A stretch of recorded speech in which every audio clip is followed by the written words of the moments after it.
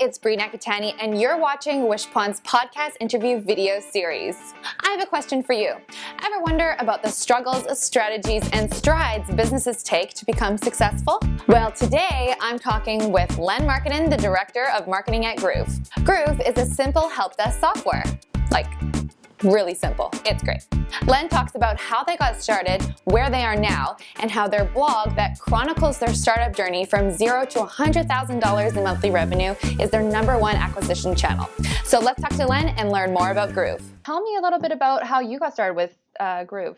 So Groove started a little bit before I got involved back in 2011. Alex is our CEO. He was working at a company called Bantam Live, and he was involved in support there, and they used Zendesk just like you guys did and found it clunky and terrible, and he had the idea kicking around in his head, and so as soon as that company got acquired, that's when Groove was born. So I started way back when as an ad agency copywriter, first doing political ads, and then started working for a bunch of SaaS startups, and then joined the founding team of an A/B testing startup called Overstat out in San Francisco. Okay.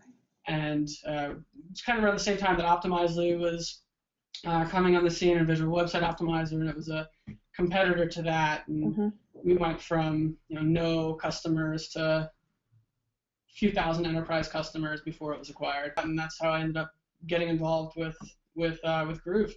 Nice.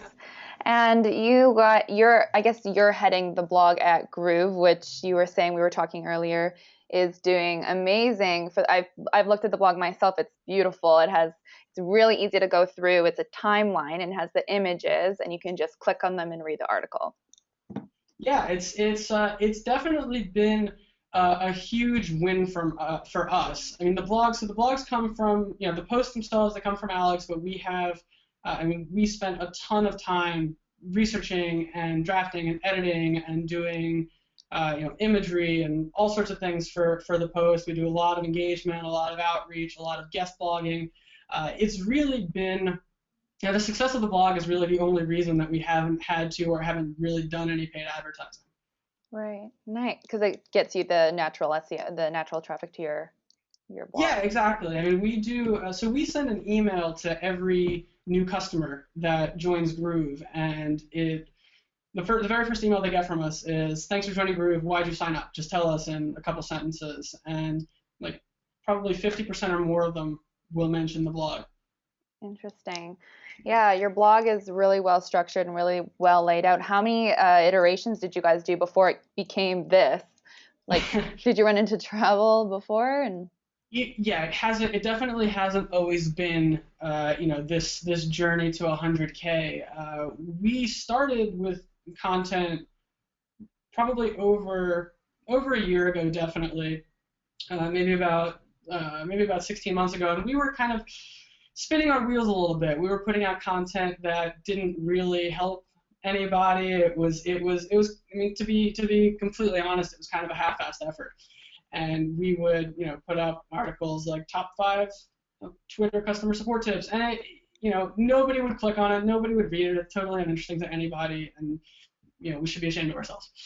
But around October or September of last year, we had the idea to do this narrative-based blog where Alex will tell the story of how we're on this journey, and a lot of that was born from the fact that when Alex was starting Groove, and he has started companies in the past, I mean, there was no resource like that. Nobody was really, people were talking about all the positive things you can do in marketing, all the positive things you can do in startups, but nobody really talked about the fails. Nobody really talked about the honest, raw details of what goes into growing a business, which, as you know, is actually very, very messy.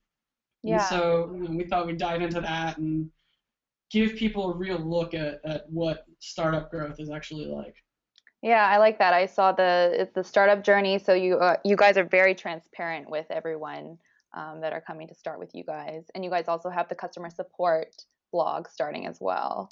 We do, yeah. So a couple of months ago now, we started a new blog, which we're all really, really excited about it because we have been, I mean, we're a customer support company, right? Our whole mission is to help people get better at customer support. But up till now, our blog, especially the blogs that the blog posts that have done really well, have been about our growth as a company and our journey in entrepreneurship. And so we wanted to take the same amount of effort and the same amount of commitment that we do, to the 100K blog and apply it to helping people get better at customer support, because we had some other not so successful customer support blogging efforts in the past. Mm-hmm. And really it's because it was kind of an afterthought back then. We kind of thought, we need a customer support blog and we should have one, so we just put some stuff up there and called it a blog. But the reality is, I think what we've learned, if anything, from the 100K blog is spending 8, 10, 12, 16 hours on a blog post will get you exponentially more results than spending a couple of hours and putting out something that's mediocre. And so we're applying that same principle to the support blog. We're trying to make it really, really actionable, really rich, really research-backed, and just make it really, really valuable for people. Yeah, that's awesome. And you were is it your #1 acquisition channel for Groove? To get the blog is, yeah. Yeah. The 100K blog has been, and now we want to add the customer support blog in there as well. Okay, so you would think, like, for people listening with their businesses starting out, thinking about, it's risky being transparent about your business and the struggles. I think it's something that you could talk about once you are successful rather than as you're moving along. And is that what you guys did? You guys didn't talk about it during, it was more after the fact. Well, I mean, granted, when we started, we were at around 25, 30K in monthly revenue, so it wasn't, from necessarily from the bottom of the trenches. But I don't think it's, I think that our journey and the narrative around the blog is definitely one of the reasons it's successful, but I wouldn't suggest that anybody copy that or that anybody take that same approach. I think that what people should take from the blog, or what I hope people will take from the blog that are listening, is if everybody can do something that can deliver value to people who are going to become your customers well before they actually become your customers. I mean, that's the reason that people convert off of the blog. It's not because of the narrative. It's not because of the transparency, although that's one of the reasons people like the blog. Mm-hmm. But the reason people convert off of the blog is because we deliver value to people before they become customers, before they buy. We help them in their own startup journey. We help them with customer support. We help them grow their business. And because of that, they start to trust Groove. They start to trust us. They build a relationship with us, and that's really, I think, what the big takeaway for any content marketing you're going to do is just think about, what your product or your company might be, the ultimate solution for whatever your customer's problem is, but your customers have all sorts of problems. Right. And so you can get out there and you can solve them with content, and by doing that, you build that relationship, you build that trust, and then those prospects turn into customers. Yeah, that's great. That's a great point. And it's interesting as well with Groove, you guys are remote. You don't have a headquarters. And I was looking at your website is groovehq.com. So it's like the website's your headquarters. That's where you guys all converse. How does that work? I actually never noticed the irony of that. That's funny. I think groove.com just wasn't available, but that's a great catch. Yeah, remote. It's been remote from the start, and we have team in. I'm here in Baltimore. We have team in North Carolina. Alex is up in Providence, Rhode Island. We've got folks in Berlin, Cape Town, South Africa, Chicago, all over the place. Certainly, I think that's one of the unique challenges of growth that we've had, is that having to build the company without a central office that everybody comes to. But we've made it work, and it's definitely something that everybody that works here looks at as a perk. I was going to say, so for just people working in a business, do you find it's harder to collaborate when you're not together? But that's a dream job. People would love to be on a beach somewhere working, and then at their home, and then in another city. That's true. I don't know how many people would love to be in downtown Baltimore working. But it's certainly, you just collaborate differently. So we have tools that we use.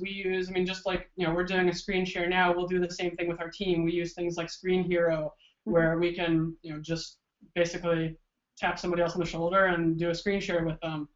We use Slack all day. We're in that app nonstop. We're doing team chat in there. We use Skype and Join Me and email and Okay. obviously Groove and Trello and lots of project management tools. Much of that is the same as you would be if you're in an office, but there are definitely adjustments you have to make.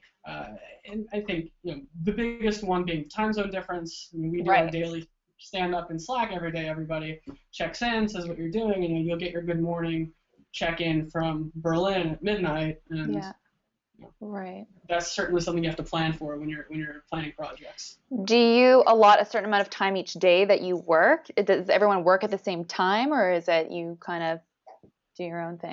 It's actually, I mean, our culture is very, very flexible. I mean, we look at, you're judged on how much work you get done, how much you produce. So for me, for example, my wife is a nurse, and so she works really odd hours, a lot of weekends, a lot of evenings, and so I just find it easier to work when she does. So that's generally what I prefer to do. If there's something that we need to be around for that is not that doesn't overlap with her hours, like if I need to be there at 9 a.m. or 5 p.m. or something, I'll do that. But generally, she's working 3 p.m. to 11 p.m. all week, or if she's working weekends, I'll put in the hours then and get our work done. It's a lot more, I think, relaxed, but at the same time, it's very important in a remote situation to hire people who have that fire and who are able to kind of be their own mini CEO and make sure that the work gets done. Otherwise, the whole team fails. Right. So that's really nice. It's complementary to basically your life and your timing and stuff. So that's nice. Definitely.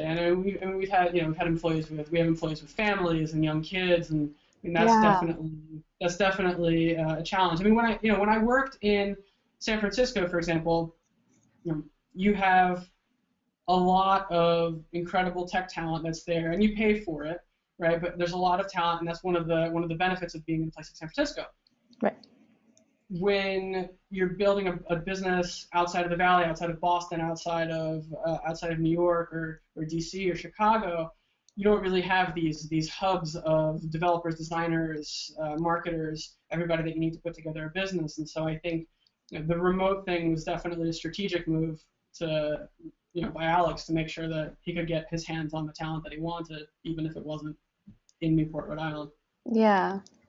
So, I know you were with Groove since the beginning, right? With Alex? Very shortly after the beginning, yeah. Like a few months after the beginning. What was the inspiration for starting Groove? So the inspiration Alex's inspiration for starting Groove was the fact that everything else out there sucked. Right? He was at a company called Bantam Live, and he was a co-founder there, and he did some of the support there, and they were in Zendesk all day. And I mean, Zendesk, as you know, you've used it, right? It's clunky, it's complex. There's macros, there's triggers, there's all sorts of stuff that you really, when you're trying to run a business, it's not the kind of stuff you want to spend time doing. Right. And so Alex had this idea ever since he was using Zendesk to build a help desk that's a lot simpler, that's a lot easier for people that still want to do really good customer service, and that still want to be able to keep track of their emails, keep track of their messages, stay on top of things, be reminded to follow up, and make sure that they're still building good relationships with their customers, but without having to learn all the software. Right. It is really user-friendly. I think for even just us, it's a lot more personal when you talk to customers, because it does seem just like an email, not like a ticket. You get their first and last name, and that's how many times have you gone and tried to get support from a company and then get an email and it's like, reply above this line, you have to scroll down through 40 messages to try and figure out who said what, or even worse, you have to click and you have to log in and you have to create a profile to be able to get support, to be able to get help. People build a lot of barriers between themselves and their customers, and it really hurts a lot of companies. And so that's definitely something that was a huge burning point that we were trying to solve. Yeah. Do you have any examples just off the top of your head of maybe some of your customers that came to you that were hesitant to even start using a help desk? They use their own email to organize, and then they found you guys and were like, wow, blown away. Did you have any thing that stands out in your Totally. mind? So email is a huge use case for, for prospects that are looking at Groove, or that might not be looking at Groove but could use a solution like Groove. I mean, a lot of people use email to do support, and email works, right? We like email because it works, and it works when you have one person, and when you're getting 5 emails a week or 10 emails a week or maybe even 15, 20 emails a week. It works, and we love that workflow because we're so used to it. And a lot of companies are in that position, but once you grow to 2 people, even at 2 people, it's really difficult to collaborate on email.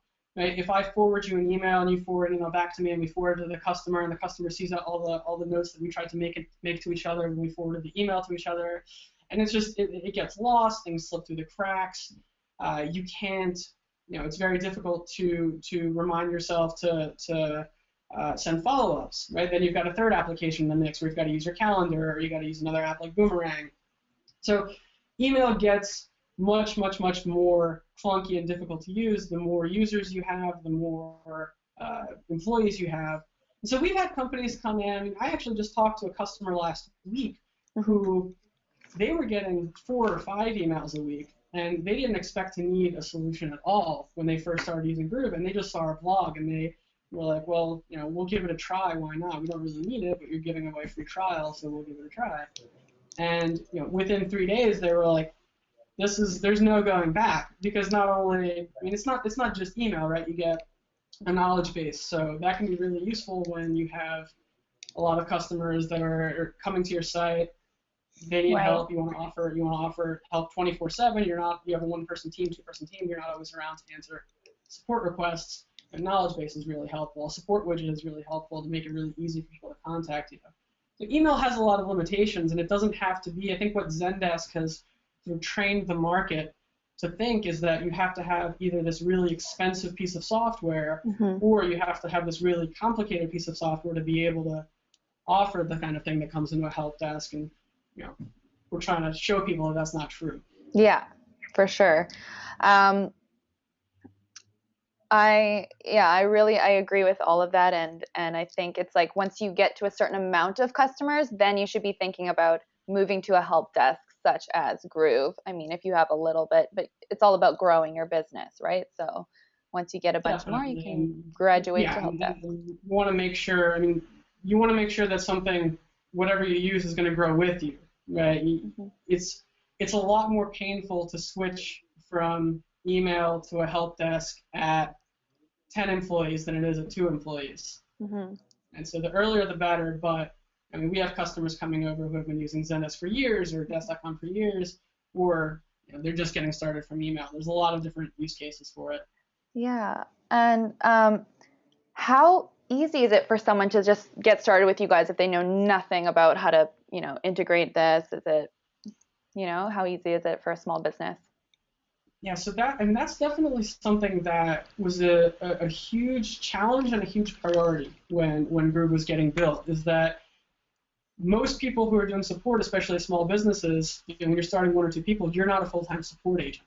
So you don't have time to learn how to do software. So, I mean, the biggest thing, or the biggest goal with the Groove workflow is to make it look as much like email as possible. Everybody knows email. Everybody loves email, and that's why people stick with email for so long. And a lot of people are in email all day. So if you can use email, you can use Groove. One of the things that we do to make that transition really seamless is when you come to Groove and you sign up, it looks exactly like your Gmail inbox.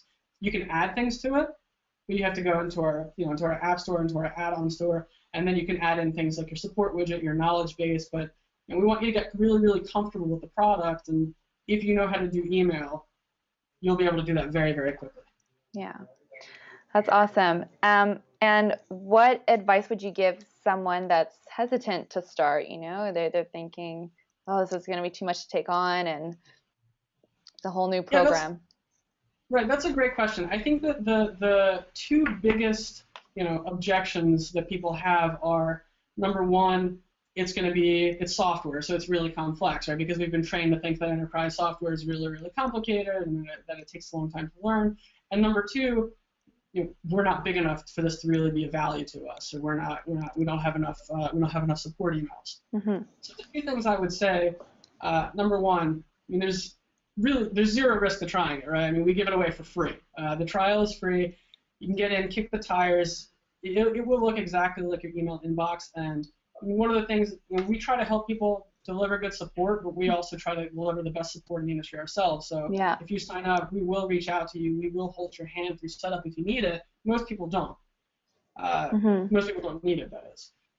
Second thing, I would say that if you're hesitant to switch now, it's going to be a lot more painful later. If you are thinking that your email, I mean, you'll notice these things, right? You'll notice that an email, 2 emails, 3 emails have started to slip through the cracks if you're using Gmail. You'll notice that you're starting to get a little bit of wasted time using Zendesk. You'll notice that it's taking like a little too long to close each ticket. You'll notice that it's taking a little bit too long to sort through tickets, and you'll notice that you're getting a couple of customer complaints about it. Those aren't really pain points that are difficult to spot. People get them as they grow and as your business grows. And so I think as soon as you start seeing that, I promise you it'll be a lot more painful to switch later. Yeah, good advice. And what are some of the most important kind of metrics to pay attention to for people using it? Because I know you guys show reply time. Yeah, so I would say that the biggest thing to be doing at all is to pick a metric that's going to be your goal and track it and benchmark yourself and try to get better every single month. I mean, metrics don't really do you much good in a vacuum, but the reason that we built reports is, I mean, we do our best to be data-driven. We do our best to set goals for ourselves, metrics goals, and get better every single month. And we offer a bunch of different ways you can do that. My favorite, I think probably the most valuable customer support metric you can have is customer satisfaction, right? How happy your customers are. And so what will happen in Groove is once you answer a customer's email, they'll be able to rate your reply. Was it awesome? Was it okay? Was it bad? If you track that, and every single month you have more awesome replies than you did the month before, then you're doing much better. Yeah. And there's other metrics. Reply time. If you're that's a good metric if you're looking to. We have a team leaderboard. You can see how just to kind of get a sense for how long an average interaction would take. A couple other of my favorite metrics. So in the knowledge base, for example, we just pushed new reports that show you, number one, what people are typing into the search form in your knowledge base. So even if you don't have articles for it, you'll see what people are searching for. Which is really, really useful because that means if you don't have an article for something that you should have an article for, you'll know about it rather than people just searching for it and never finding anything. The other one is trends. So you'll be able to see trends of what people are clicking on in your knowledge base, which articles are the most popular. Because if something starts getting a ton of traffic or a ton of clicks, you'll know it's probably not something you just want to keep in your knowledge base. It might be something you actually want to improve in your onboarding. It might be something you want to improve in your product. It's not just support, right? It helps you improve your business, improve your product, and grow. I know. I that's really interesting because with knowledge base and by tracking what people are searching, you could think about your business and make it more transparent or build that product. You could actually. I know when people, start startups and they make it, they have their idea, but really it's the customer, what they want is going to help steer you to build what other people are going to want. So if you hear what their feedback is, you're literally developing your business around them, which is going to make it successful. 100%. I mean, that has been a long and painful lesson for us at Groove. When the product first launched, right, you can go on the blog, we're super transparent about this, but the very first iteration of Groove was a monstrosity. Right? We had this it was half help desk, half live chat, had 1 million features, had gamification, all of this, all these bells and whistles, and we spent 6 months developing it, went to the market, turns out nobody wanted it.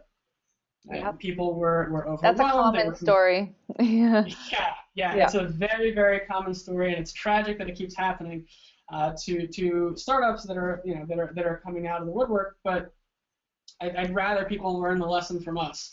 So absolutely, that is one way. The knowledge base search metric is one way to know what your customers want, what they are actually searching for, what they have intent to use. But beyond that, if there's anything you learned from that blog post about our original app redesign, it's go out, talk to your customers before you make any big scale changes to your app or even build an app, and spend like twice the time talking to your customers that you would spend building it. Mm-hmm. So customer service, very important for your business, very important to Incredibly. connect. And that's what Groove helps you do. It makes it easier. It makes it simpler for businesses to connect with their customers and ultimately form and shape the way the business turns out in products. Totally. Yeah. It's interesting. There's a study that it was a massive survey, 75,000 people, and they asked people what the biggest reason they stopped doing business with a company was. And it wasn't price, it wasn't product, it wasn't anything like that. It wasn't a competitor's advertising. It was a negative customer service experience. Right? So people think of support as like something we have to do. It's this necessary evil, but by changing your framing, by changing the way you think about it, by really committing to just getting amazing at customer service, you turn that into a huge engine for retention, for churn, for reducing churn, for growth. And there are a lot of companies that grow their business just on amazing support. Yep, that's true. Amazing insight, and thank you for sharing all of that about Groove and about the story of how you guys got started and how you guys have improved and their product. My pleasure. It was great talking to you. Yeah, and I'm just going to do 5 rapid fire questions for you. So, Okay. how do you energize throughout the day for work? I drink a lot of yerba mate. What? I drink a lot of yerba mate. It's a South American tea. It's like a green tea. Is it with a straw? Yeah. So you drink it out of a gourd, and it is delicious.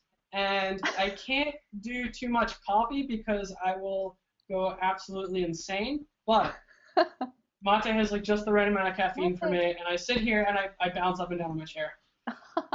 That's awesome. And what is the first thing you do after a day of work? This is going to reflect badly on me, but I pour a glass of wine. That's wonderful. You need to relax. A glass of wine a day is healthy for you. If you could have an endless supply of any food, what would it be?